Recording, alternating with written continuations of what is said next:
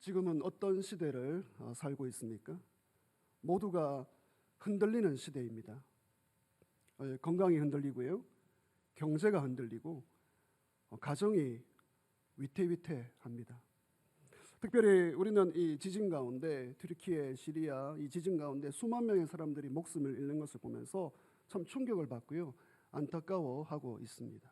모든 사람이 흔들리고 있습니다. 지진만이 아닙니다. 사실 마음이 흔들리고 있습니다. 여러분, 혹시 이 자리에 어떤 일로 마음이 흔들리고 있습니까? 우리가 살아가면서 수많은 이유 때문에 흔들립니다. 사실 교회를 좀 오래 다녔고요, 신앙생활에 연륜이 있는 분도 만나보면 그 속마음을 보면 마음이 흔들려요. 어떻게 이렇게까지 흔들릴까? 여러분, 우리는 지금 삶이 흔들리는 시대 가운데 살고 있습니다. 유명한 연예인이 TV에서 이런 말을 했습니다. 한번 들어보십시오. 사람이 살다가 흔들릴 때가 있습니다. 그때 무엇인가 의지할 것이 있다면 무너지지 않고 극복할 수 있습니다. 참 좋은 말이에요. 제가 의지하는 것은, 여러분, 이 연예인이 흔들릴 때 과연 무엇을 의지한다고 말을 했을까요? 제가 의지하는 것은 세 가지입니다. 첫째는 남편을 의지하고, 둘째는 요가를 의지하고, 셋째는 차를 의지합니다. 여러분, 남편, 요가, 자동차, 여러분 어떻습니까? 내 인생이 흔들릴 때에 과연 남편, 요가, 자동차, 여러분 이것이 우리 흔들리는 인생을 과연 붙잡아 줄 수 있는 것입니까? 나쁜 것은 아니에요. 필요합니다. 그러나 근본적으로 우리의 인생이 시련 가운데 흔들릴 때 남편, 요가, 자동차 부족하죠. 약합니다. 본질이 아닌 것이죠. 오늘 저와 여러분이 흔들릴 때 우리를 붙잡아 줄 수 있는 것은 오직 하나님 한 분밖에 없는 줄 믿습니다. 내 삶이 흔들릴 때, 여러분 오늘 시편 23편 이 말씀을 통하여 내 삶이 흔들릴 때 우리는 어떻게 해야 할까? 이 말씀 가운데 답을 찾기를 원합니다. 내 삶이 흔들릴 때 먼저 정체성을 확인해야 합니다. 한번 따라하십시다. 정체성을 확인하라.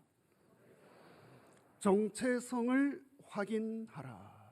여러분, 내 삶이 흔들릴 때 정체성을 확인해야 합니다. 시편 23편 1절 말씀, 시인은 고백합니다. 여호와는 나의 목자시니 내게 부족함이 없으리로다. 여러분, 이 말씀을 믿으십니까? 이 말씀이 믿어지십니까? 정말 목사보다 믿음이 좋으신 것 같습니다.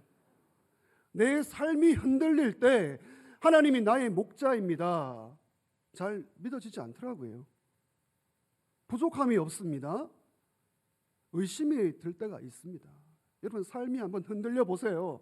한번 흔들려 보시면 여호와는 나의 목자시다, 그 말씀이 잘 믿어지지 않습니다. 기도조차 하나님 도와주세요, 기도조차 잘 하기 어렵더라고요. 여러분, 삶이 흔들리면 하나님 찾기도 어려운 것이 우리의 약한 모습인 것이죠. 흔들릴 때 정체성을 확인해야 합니다. 여러분, 정체성이 무엇입니까? 정체성, 지금은 정체성 혼란의 시대에 살고 있습니다. 우리 청소년들, 아이들만 정체성의 혼란이 아니라 노년도, 장년도, 청소년도, 청년도 모두가 정체성의 혼란 가운데 있습니다. 어떻게 살아야 할까? 어디로 가야 할까? 이 세상은 어떤 곳일까? 내 삶이 흔들릴 때 하나님이 어떤 분인가를 한 번 더 확인해야 합니다. 따라서 고백하십시다. 여호와는 나의 목자입니다. 내 삶이 흔들릴 때, 여러분 이게 진짜 믿어져야 합니다. 하나님은 나의 목자입니다. 나는 그분의 무엇입니까? 양입니다. 하나님은 나의 목자이시고요, 나는 그분의 양입니다라는 이 정체성, 여러분 하나님은 나의 목자가 되십니다. 이 목자는 어떤 존재이죠? 양이 먹을 풀과 물을 찾아줍니다. 목자는 양이 살아가도록 안식처를 제공합니다. 양이 아플 때 다른 양이 도와줄 수 없어요. 여러분, 양은요, 아프면 목자가 와야 합니다. 출산할 때도 다른 양이 도와줄 수 없어요. 목자가 와야지만 출산할 수가 있습니다. 이 양에 대해서 설명을 길게 할 수 있지만, 그것보다도 이 양에 대해서 연구한 분이 이렇게 말하는 것을 들었습니다. 야, 이 말이구나. 사람의 손길이 없다면 지구상에서 제일 빨리 죽을 동물이 누구이다? 양이란 거죠. 목자가 없으면 죽을 수밖에 없는 것이 양입니다. 여러분, 하나님은 우리의 목자가 되시고 우리는 그분의 양인 줄 믿으시기를 바랍니다. 목자 하나님이 없으면 살아갈 수가 없습니다. 내 삶이 흔들릴 때 하나님은 나의 목자이고 나는 그분의 양이다라는 것이 여러분 관념이 아니에요. 지식이 아닙니다. 정말 이것이 실제적으로 믿어져야지만 내 삶이 흔들릴 때 넘어지지 않고 극복할 수가 있는 것이죠. 주의 이름으로 축복합니다. 목자 하나님이 반드시 저와 여러분의 삶을 책임져 주시는 줄 믿으시기를 바랍니다. 하나님은 나의 목자이십니다. 여러분 2절과 3절을 보시면 목자 하나님이 이제 어떤 일을 하고 있습니까? 목자의 일과인데요. 하나님은 우리를 푸른 풀밭과 쉴 만한 물가로 인도하십니다. 푸른 풀밭이란 말은 목초지예요. 목초지. 좋은 풀이 있는, 먹을 수 있는 목초지가 푸른 풀밭이고요. 쉴 만한 물가는 아주 잔잔하고 고요한 물가입니다. 잔잔하게, 고요하게 흘러가는 물이죠. 이 양이란 동물이 그렇습니다. 양은요, 물이 거칠게 내려가거나 파도가 치는다면 물을 결코 먹지 않습니다. 아주 고요하게 잔잔한 곳에 있을 때만 먹는 것이 이 양입니다. 여러분, 하나님은 우리에게 목초지를 주시고요, 우리를 고요한 것으로 인도하시고 우리를 가장 잘 아시고 필요한 것을 공급하시는 줄 믿습니다. 하나님 안에 우리의 안식처가 있습니다. 또 본문을 보시면 하나님은 어떻게 하십니까? 시인의 영혼을 소생시켜 주십니다. 소생시키다, 이 말은 회복시키다, 새롭게 하다, 변화시키다, 은혜를 주다, 그런 의미이죠. 여러분, 양이라는 동물은 그렇습니다. 쉽게 병들고요, 너무 병을 잘 들어요. 우리와 똑같습니다. 너무 쉽게 병들고 넘어지면 일어나지 못하고 더러워지고, 이게 양이거든요. 우리와 똑같습니다. 목자가 없다면 새롭게 될 수가 없습니다. 회복될 수가 없습니다. 새롭게 되지 못하는 것이 우리의 모습입니다. 여러분, 오직 하나님께만 가야지만 우리의 영혼이 살아날 줄 믿습니다. 여러분, 우리가 어디에서 소생함을 얻습니까? 오직 목자 하나님의 그 은혜 안에 머물 때만 회복이 되고요, 살아나고 소생되는 것이죠. 하나님은 우리를 어디로 인도하십니까? 의의 길로 인도하신다, 이렇게 말합니다. 의의 길. 이 양이 고집이 세요. 양이 얼마나 고집이 센지 목자가 이끌도록 하지 않습니다. 그리고 양은 시력이 좋지 않아서 눈이 나빠요. 자칫하면 이제 떨어지는 거죠. 그런데요, 목자 하나님은 우리를 의의 길로 인도하십니다. 여러분, 의의 길이 어디입니까? 의의 길은 하나님이 이끄시는 가장 좋은 길입니다. 지금 내가 보기에 좀 마음에 안 들어요. 내가 원하는 길이 아닐 수 있습니다. 그러나 의의 길은 하나님이 인도하시는 가장 완벽한 길인 줄 믿습니다. 여러분, 의의 길이 바른 길이에요. 성경적인 길입니다. 의의 길이 우리 모두가 가야 될 길입니다. 그리고 더 중요한 것이 있습니다. 의의 길이 지금 아니고요, 끝에 가서 잘 되는 길입니다. 여러분, 지금 판단할 수가 없습니다. 우리의 모습을. 마지막에 갔을 때, 하나님 앞에 섰을 때 성공하는가? 여러분, 그것이 의의 길인 것이죠. 여러분, 내 삶이 흔들릴 때 목자 하나님만 붙드시기를 주의 이름으로 축원합니다. 하나님이 공급해 주셔요. 인도해 주십니다. 소생하게 하십니다. 의의 길로 이끌어 가십니다. 하나님은 어떤 분이십니까? 두 번째, 하나님은 고난 중에 함께 하시는 목자입니다. 그냥 목자가 아니고요, 하나님은 고난 중에 함께 하시는 목자이십니다.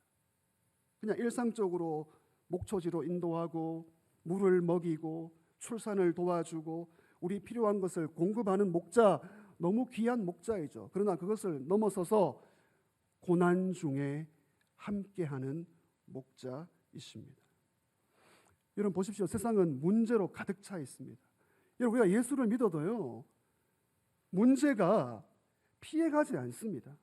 여러분 그런 분들이 있더라고요. 내가 하나님 믿으면 하나님 헌신하면 충성하면 시련과 고난이 자동적으로 피해갈 거야. 나는 아닐 거야. 우리 집은 아닐 거야. 아닙니다.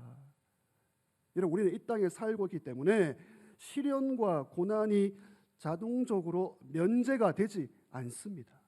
누구나 크고 작은 시련을 겪게 되는 것이죠. 그러므로 우리에게 목자가 필요합니다. 어떤 목자? 고난 중에 함께 하시는 목자입니다. 여러분 오늘 우리가 믿는 하나님은 고난 중에 함께 하시는 목자인 줄 믿습니다. 오늘 좀 시인이 말합니다. 사망의 음침한 골짜기를 지나가고 있다. 여러분 유다 광야에 이런 곳이 많아요. 이 광야에 들어가면 자칫하면 발을 잘못 디디면 굴러 떨어지는 거예요. 죽음의 골짜기입니다. 사망의 음침한 골짜기라는 말은 죽음의 골짜기. 여러분 우리 인생길에 죽음의 골짜기가 있습니다. 죄송합니다. 정말 죽어요. 정말 죽는 일이 일어납니다. 이런저런 시련을 겪습니다. 마치 죽을 것 같은 고난이 우리에게 있습니다. 목자가 있는데도. 여러분 목자가 있는데도 시련이 있어요. 왜 그렇습니까? 우리는 아직 천국에 이르지 않았거든요. 천국을 향하여 걸어가는 이 과정 가운데 여전히 시련과 사건과 문제가 일어나는 곳이 우리입니다. 그렇기 때문에 누구가 필요합니까? 목자 하나님이 필요합니다. 여러분 그 목자 하나님은 어떤 분이십니까? 오늘 시인이 말합니다. 죽음의 골짜기를 통과할지라도 나는 해를 두려워하지 않는다. 해, 이 해라는 말은 나쁜 것, 좋지 않은 것, 악한 것, 힘든 것, 모든 것을 표현하는 말입니다. 여러분 왜 해를 두려워하지 않습니까? 목자 하나님이 반드시 함께 하십니다. 옆에 있습니다. 동행하십니다. 여러분 하나님은 특별히 모든 성도를 돌아보시지만 고난 중에 있는 성도를 더 가까이 하십니다. 우리의 작은 신음에도 응답하시는 분이 목자 하나님인 줄 믿습니다. 그래서 신음 소리를 내세요. 양이 우는 것처럼 체면 차린다고 아버지 하나님 도와주세요. 나는 양입니다. 그걸 못해요. 그러니까 하나님의 돕는 손길을 체험을 못하는 겁니다. 고난 중에 시련 중에 죽음의 골짜기를 통과할 때 하나님 도와주세요. 나는 양입니다. 아픕니다. 내 힘으로 할 수 없습니다. 우는 소리를 하나님께 기도로 올려드리시기를 주의 이름으로 부탁드립니다. 신음 소리를 들으셔요. 목자 하나님은 눈물을 보십니다. 사망의 골짜기를 지날 때 목자 하나님 어떻게 하십니까? 지팡이와 막대기로 우리를 안위하신다. 안위한다는 말은 보호하고 위로한다. 보호하고 위로한다. 이 지팡이는 양을 구조하는 장비고요. 막대기는 양을 보호하는 공격용입니다. 여기서 그림이 바뀌어요. 목자 하나님이 용사 하나님으로 바뀌고 있습니다. 여러분 세상이 우리를 힘들게 하고요. 원수가 우리를 공격할지라도 목자 하나님은 저와 여러분의 용사인 줄 믿습니다. 하나님이 지켜주시는 것이죠. 여러분 5절 보시면 다윗 주변에 원수들이 많았습니다. 원수들. 여러분 신앙생활은 그렇습니다. 신앙생활은 나의 약점, 나의 욕심, 나의 자아 때문에 넘어지기도 하지만 반드시 외부에 적이 있습니다. 여러분 신앙생활은요, 내가 잘 믿으려고 하면 할수록 외부에 적들이 발생합니다. 지금 원수들이 있잖아요. 목자 하나님이 어떻게 하십니까? 세 가지의 모습이 소개되는데 다윗에게 상을 차려주십니다. 원수 앞에서 잔치상입니다. 부패를 차려주시는 거예요. 원수는 겨우 물 한 잔밖에 없는데 하나님의 백성, 고난 중에 있는 믿음의 사람에게는 하나님이 잔치상을 베풀어 주시고요. 그리고요, 머리에 기름을 부어 주시고요, 포도주를 충분하게 잔이 넘치도록 채워 주십니다. 여러분, 이 모든 것이 무엇입니까? 목자 하나님이 이 다윗을, 오늘 저와 여러분을 특별 대우하시는 거예요. 특별하게 보시고 특별하게 은혜를 베푸시고 특별하게 사랑해 주시는 것이 우리 목자 하나님의 은혜인 것입니다. 그래서요, 원수가 놀라요. 야, 믿음의 백성들 건드리면 안 되겠다. 서창제일교회 성도들, 기도하는 성도, 예배하는 성도, 나를 의지하는 성도 손대면 안 되겠다.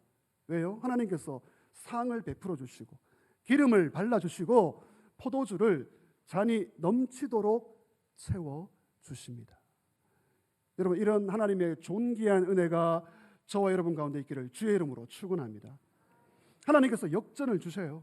안 된다 하지만 되게 하십니다. 여러분, 믿으시기를 바랍니다. 목자 하나님, 내 삶이 흔들릴 때 목자 하나님, 고난 중에 함께 하시는 하나님을 의지해야 합니다. 여러분, 내 삶이 흔들릴 때 정체성을 확인하십시오. 하나님은 나의 목자이십니다. 나는 그분의 양입니다.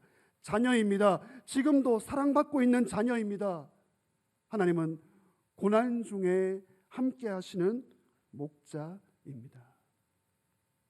다음으로 내 삶이 흔들릴 때 정체성을 확인한 후에 더 나아가서 이제 본질을 붙잡아야 합니다. 한번 따라 하십시다. 본질을 붙잡으라. 본질을 붙잡으라. 정체성을 확인하셨다면 하나님이 나의 목자이시고요, 고난 중에 함께 하시는 목자이고요, 나는 그분의 양이라면 이제 내가 할 일이 있습니다. 본질을 붙잡아야 합니다. 여러분, 본질이 무엇입니까? 본질이 핵심이죠. 뒤로 미룰 수 없는 거예요. 가장 우선순위가 되는 것입니다. 내 시간과 에너지와 물질을 투자해서 붙잡아야 될 가장 핵심 중의 핵심, 타협할 수 없는 거예요. 본질. 본질을 붙잡을 때 흔들리지 않습니다. 우리 한번 옆에 분에게 인사하겠습니다. 본질을 붙잡으시기를 바랍니다. 여러분, 이번에 튀르키예 그 시리아 지진 가운데 수만 명의 사람들이 목숨을 잃었지 않습니까? 근데 놀랍게도 그 튀르키예 그 도시 가운데 건물이 무너지지 않고 사상자가 없는 도시가 있다고 합니다. 들어보셨습니까? 에르진이란 도시인데, 여러분, 그 에르진은 한 명의 사상자도 없고 건물도 손상당하지 않았습니다. 여러분, 어떻게 그런 일이 있습니까? 4만 명, 5만 명이 지금 죽어가는데 어떻게 그 에르진 그 도시는 흔들리지 않았습니까? 에르진 시장이 이렇게 말했습니다. 왜 지진 피해가 없습니까? 이렇게 말합니다. 우리는 불법 건축물을 허용하지 않았습니다. 건물을 지을 때 불법 건축물 짓지 않도록 그렇게 신경을 쓰고 노력하고 애썼다는 것이죠. 물론 지진 강도가 낮았다, 그런 학자들의 평가도 있더라고요. 그럼에도 불구하고 철저하게 원칙을 지키며 핵심을 붙들며 본질을 지키며 공사하였을 때 완벽하게 건물이 세워졌다, 그런 인터뷰를 보았습니다. 여러분, 내 삶이 흔들릴 때 본질을 붙잡아야 합니다. 지킬 것을 지켜야 합니다. 타협하지 말아야 합니다. 그러면 우리가 양으로서, 자녀로서 어떤 본질을 붙잡아야 할까요? 본질을 붙잡으라. 어떤 본질을 붙잡아야 하겠습니까? 내 삶이 흔들릴 때 붙잡아야 할 본질은 몇 가지가 있는데 한번 소개해드리며 적용하기를 원합니다. 먼저 겸손입니다. 따라합시다. 겸손이 본질입니다. 여러분, 내가 양이라고 인정을 해야죠. 여러분, 나는 양입니다. 목자가 아닙니다. 여러분, 이건 너무 단순한 진리인데요, 이게 인정이 안 돼요. 내가 목자가 될 때가 얼마나 많습니까? 하나님 그냥 뒤에 계시고 내가 목자로서 다 결정을 하겠습니다. 아니에요. 내 삶이 흔들릴 때 본질을 붙잡아야 되는데 그 본질은 겸손입니다. 하나님, 난 양입니다. 나는 모르겠어요. 나는 할 수 없어요. 나는 아무것도 아닙니다. 여러분, 물론 우리가 세상에서 하나님의 자녀로서 당당하게 살아야 합니다. 여러분 어떤 시련과 고난이 있을지라도 당당한 믿음의 사람 되시기를 축복합니다. 그러나 겸손, 또 겸손이에요. 여러분 돈이 좀 있다고 하는데 돈이 엄청나게 많은 분들이 있더라고요. 겸손해야 됩니다. 좀 배웠다고 하는데요, 스펙이 괜찮아요. 더 배운 사람들이 있더라고요. 기도를 좀 한다고 하는데 더 기도를 많이 하고 진지하게 하는 분들이 있더라고요. 겸손해야 합니다. 양으로서, 자녀로서 겸손이 본질인 것이죠. 여러분 하나님은 겸손한 자에게 은혜를 주시고 그 삶이 흔들릴 때 겸손한 자에게 먼저 붙들어 주십니다. 시편 147편 6절 말씀 같이 읽겠습니다. 여호와께서 겸손한 자들을 붙드시고 악인들은 땅에 엎드려 때리시는 도다. 겸손한 자들을 붙들어 주시는 줄 믿습니다. 두 번째 본질이 무엇입니까? 우리가 붙들어야 할 본질. 겸손하게 되면 기도할 수밖에 없습니다.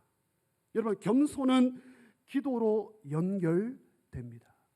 그래서 가장 겸손한 사람은 기도하는 사람이에요. 기도하는 사람을 하나님은 흔들리지 않도록 붙잡아 주십니다. 여러분 내 힘으로 할 수 없다고 인정을 하니까, 겸손하게 되니까 기도에 손을 들 수밖에 없습니다. 시편 40편 1절 2절 말씀 같이 읽습니다. 내가 여호와를 기다렸더니 귀를 기울이사 나의 부르짖음을 들으셨도다. 나를 기가 막힐 웅덩이와 수렁에서 끌어올리시고.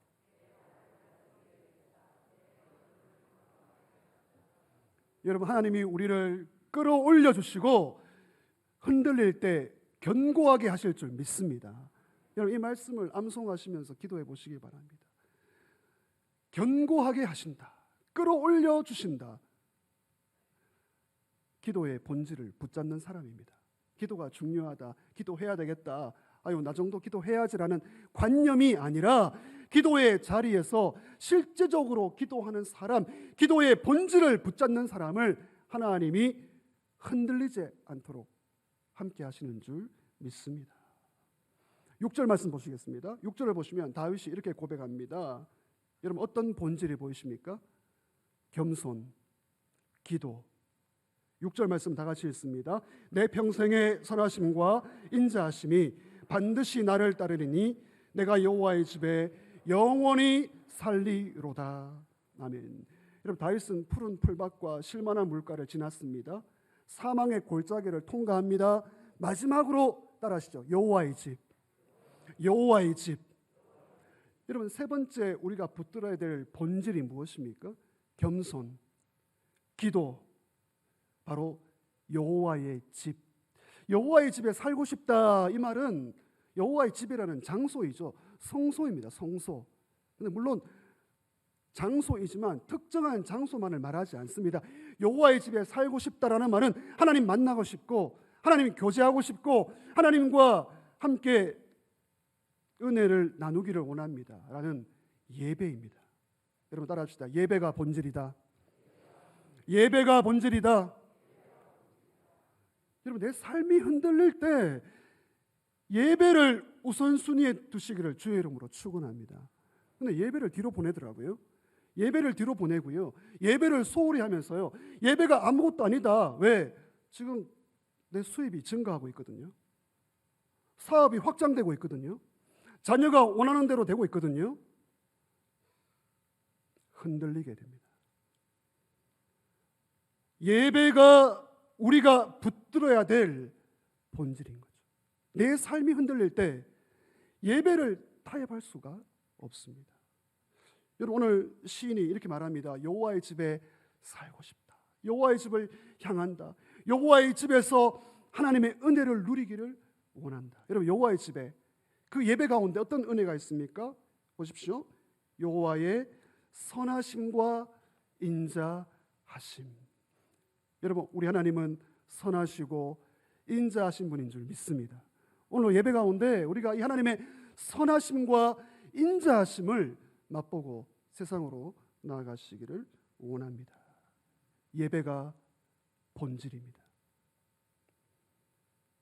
여러분, 서울에 가면 3대 떡집이 있다고 합니다. 3대 떡집. 그 중에 3대 떡집 중에 경기 떡집이 있습니다. 그 사장님이, 일대 사장님이 최길선인데 이분이 장로님이세요. 서울 3대 떡집의 대표가는 떡집 주인이죠. 떡명인입니다. 떡명인. 아니, 떡집을 하는데 뭐 떡집이 얼마나 하겠습니까? 근데 중소기업 그 매출을 능가한다고 합니다. 근데 처음부터 이런 것이 아니에요. 여러분, 이분이 보육원 출신이에요. 보육원 출신이고요. 그렇게 배우지도 못했고요. 심지어 그 사업을 하면서, 일을 하면서 손가락도 잘리고요.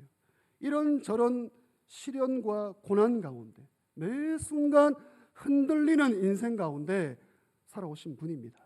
근데 간증을 잠깐 들어보았습니다. 행사가 많은 그 주일에, 떡집이 주일에 행사 많으면 얼마나 대목입니까? 그런데도 주일에 예배해야 되겠다. 예배해야 되겠다라고 하면서 주일 문을 열지 않은 거죠. 여러분, 이게 말이 쉽지, 정말 이 사업을 하시고 장사를 하시는 분들은요, 정말 어려운 일입니다. 주일에 문을 닫고 하나님 예배하면서 내가 이 떡집을 경영하겠다. 여러분, 그렇게 결심을 하더라고요. 어차피 망할 거라면, 왜 이분은 지금 빚도 많거든요. 빚도 많은데 그걸, 부채도 많은데 이 떡집을 경영하는 것이 얼마나 어렵습니까? 이렇게 말했습니다. 어차피 망할 거라면 하나님을 잘 믿고 망하자. 하나님을 잘 믿고 망하자. 이런 각오로 예배하며 주의를 지키며 사역을 했습니다. 심지어 25년 동안 하루에 4시간 자고, 하루에 4시간만 자고 떡집을 경영한 거죠. 서울의 3대 떡집이 되었습니다. 그분이 그렇게 고백했습니다. 내 삶이 흔들릴 때마다 나를 지켜준 것이 있습니다. 그것은 주일 예배입니다. 그리고 철저한 헌금 생활입니다. 그리고 구제입니다. 이 세 가지를 평생 동안 예배와 헌금과 구제를 통하여 살아왔는데, 오히려 그것이 나와 나의 기업과 자녀들을 지켜주었습니다. 그런 간증을 듣게 되었습니다. 여러분, 사진을 한번 보십시오. 경기 떡집. 여러분, 이 집이 지금 떡이 없어요. 마감 2시간 전에 떡이 다 팔린 겁니다. 저도 이 떡을 한번 먹어봤으면 좋겠는데요. 마감 2시간 전에 떡이 다 팔려버리는 서울의 3대 떡집. 이 장모님이 마지막으로 이렇게 고백을 했습니다. 구원은 믿음으로 받지만 축복은 행함으로 받는다. 한번 따라하시죠. 구원은 믿음으로 받지만 축복은 행함으로 받는다. 그 축복이 무엇입니까? 본질을 붙잡은 거예요. 내 삶이 흔들릴 때 잘되면 잘될수록, 높아지면 높아질수록 오히려 본질을 붙잡고 겸손하게 기도하며 예배하며 살아갔던 귀한 모습을 보게 되었습니다. 사랑하는 성도 여러분, 내 삶이 흔들릴 때 본질을 붙잡아야 합니다. 겸손하고요, 또 겸손하고요, 기도하고요, 또 기도하고요, 예배해야 합니다. 오늘 주일 예배 나오신 사랑하는 성도 여러분, 우리가 다 흔들리거든요. 조금만 얘기해 보세요. 마음이 흔들리고 있습니다. 건강이 흔들리고요. 오늘도 건강 또 이렇게 회복하셔서 교회에 오신 분도 계시고 너무 반갑고 참 더욱더 건강하시기를 기도합니다. 다 흔들리고 있습니다. 내 삶이 흔들릴 때 정체성을 확인해야 합니다. 여호와는 나의 목자시니 내게 부족함이 없습니다. 하나님이 나의 목자가 되시고요, 고난 중에 함께 하시는 목자이시고요, 나는 그분의 양입니다. 양입니다. 자녀입니다. 지금도 사랑받는 자녀입니다. 삶이 흔들릴 때 본질을 붙잡아야 합니다. 여러분, 본질을 붙잡아야지 헤매지 않습니다. 열심히 노력하고 수고하고 땀을 흘리는데 헤매고 있어요. 본질을 붙잡으면 하나님께서 우리를 의의 길로 인도하실 줄 믿습니다. 여러분, 예수 믿는 성도는요, 여호와는 나의 목자입니다라는 이 믿음으로 살아가야 됩니다. 깡으로 살면 안 됩니다. 깡. 따라하시죠. 깡. 여러분, 깡으로 사는 게 아니에요. 내 주목을 믿소이다 이런 말 하시면 안 됩니다. 오직 하나님이 주시는 담력으로, 믿음으로 세상을 승리하시기를 축원합니다. 믿음이 무엇입니까? 믿음이 과거에 한번 읽어보실까요? 과거에 시작. 과거에 함께 하신 하나님의 일을 기억하고 미래에 하나님이 하실 일을 기대하고 오늘 하나님을 신뢰하는 것이다. 여러분, 괜찮은 표현입니까? 얼마 전에 저희 아내가 이런 말을 하더라고요. 제가 깜짝 놀라가지고 적었습니다. 여러분, 과거에 하나님이 함께 하신 일을 기억하고 미래에 하나님이 하실 일을 기대하고 오늘 하나님을 신뢰하시기를 주의 이름으로 축원합니다. 믿음으로 살아가는 거예요. 본질을 붙잡아야 합니다. 우리의 겸손, 기도를 양보할 수가 없습니다. 여러분, 수요 기도에, 우리 부르짖는 기도에 많이 오셔서 기도합니다. 기도의 자리, 여러분, 예배의 자리. 여러분, 오늘 우리가 이렇게 예배를 드리잖아요. 내가 예배하면 예배가 우리를 붙잡아 주실 줄 믿습니다. 이게 신비예요. 내가 예배하면 예배 환경이 우리를 지켜줍니다. 내 삶이 흔들릴 때 정체성을 확인하고 본질을 붙잡으시고 믿음으로 일어나시기를 주의 이름으로 축원합니다.